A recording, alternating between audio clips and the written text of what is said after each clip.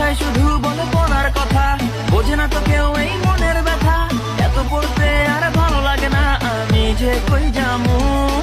যেই একটু দেই পড়ায় ফাঁকি, বাপ মায়ে বলে প্রেম করস নাকি, খুব বেশি দিন তোর নাই আর বাকি, রিক্সা তুই চালাবি।